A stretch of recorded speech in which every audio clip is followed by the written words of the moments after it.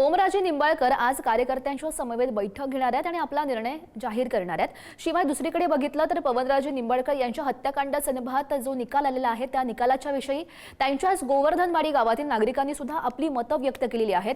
त्यांच्याशी खास बातचीत केलेली आहे आमचे प्रतिनिधी शेखर पाटील यांनी। पाहूयात। पवनराजे निंबाळकर हत्याकांड प्रकरणात आपल्याला काल जो निकाल आला तो सगळ्यांनाच माहित आहे। खरं तर हे सगळा निकाल आल्यानंतर त्यांचे चिरंजीव ओमराजे निंबाळकर यांनी प्रतिक्रिया देत असताना जर ज्या संशयित आरोपींची निर्दोष मुक्तता करण्यात आली तर आपल्या वडिलांना नेमकं मारलं कोणी असा सवाल त्यांनी उपस्थित केला। आज फादर्स डे निमित्तानं खरं तर हा एका मुलग्यानं देखील विचारलेला एक सवाल आपल्या सगळ्यांच्या समोर आलेला आहे। खरं तर या सगळ्यांच्या पार्श्वभूमीवरती बोलण्यासाठी आपण याच ओमराजे निंबाळकर आणि पवनराजे निंबाळकर ज्या गावामध्ये खरं तर राहत होते आणि त्याच गावामध्ये गोवर्धनवाडीमध्ये मी सध्या आलेलो आहे आणि ही सगळी वयस्कर लोक जे आहेत ते आपल्याला या ठिकाणी दिसत आहेत, जे एका कट्ट्यावरती बसलेले आहेत, बाकावरती बसलेले आहेत। असं साहेब होतं की गोरगरिबाला चांगलं होतं, लग्न कार्य कोणाचं गोरगरिबाचं असलं तरी पैसे द्यायचं, सगळ्या कार्याला ही करीत होतं की असं दुःख झालं की विचारायची सोयीत नाही आम्हाला।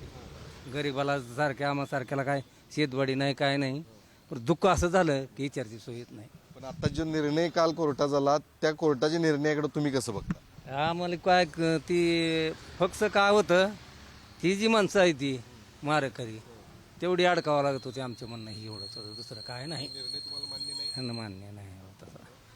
पुरावे असताना सुद्धा शूटरला सुद्धा सोडलंय म्हणल्यावर निर्णय चुकीचाच म्हणावा लागेल। जे ओमराजे निंबाळकर ते निर्णय घेणार आहेत आपला तुमच्या कार्यकर्त्यांसोबत आज बैठक घेणार आहेत, त्या बैठकीत तुमच्या सगळ्यांची मतं जाणून घेणार आहेत, काय तुमचं मत? नाही त्यांनी निर्णय घ्यायलाच पाहिजे, जायला पाहिजे।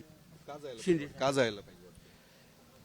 अहो काही तर राहून सुद्धा विकास होईना, काय नाही, जिल्ह्याचा विकास होईना, मग त्यांनी जायलाच पाहिजे, तिकडं सत्तेकडेच जायला पाहिजे। सध्या निवडून दिलं तिकडे सत्ता नाही, मग काय त्याचा उपयोग काय का मला सांगा तुम्ही? काय करावं वाटतं? काय इथं सत्ता नाही ना काय नाही, गपगार बसलंय बापामुळे आपलं गपगार बसायला लागलं, दुसरं काय नाही, एवढंच होतं। प्रश्न एवढाच आहे, दुसरं जर उद्धव ठाकरे म्हणले की आमच्याकडे या आपण सोबत जाऊयात तर तुमचं मत काय असणार? ती पहिलेपासून त्याच्याकडेच आहे, उद्धव ठाकरेकडेच आहे, ती पहिलेपासून होतं, ते आता बदल झालाय जरा थोडा असं। जेव्हा हा निकाल आलेला आहे तो निकाल देखील चुकीच्या पद्धतीनं आहे, आम्हाला तो मान्यच नाही अशा प्रतिक्रिया या लोकांच्या आहेत। त्यामुळे निश्चित या सगळ्या प्रतिक्रिया, या सगळ्या लोकांच्या इच्छेनंतर ओमराजे निंबाळकर पुढची भूमिका आज काय घेणार आहेत हे देखील पाहणं गरजेचं आहे। कॅमेरामन ओंकार वळवडेसह शेखर पाटील, पुढारी न्यूज, धाराशिव, गोवर्धनवाडी।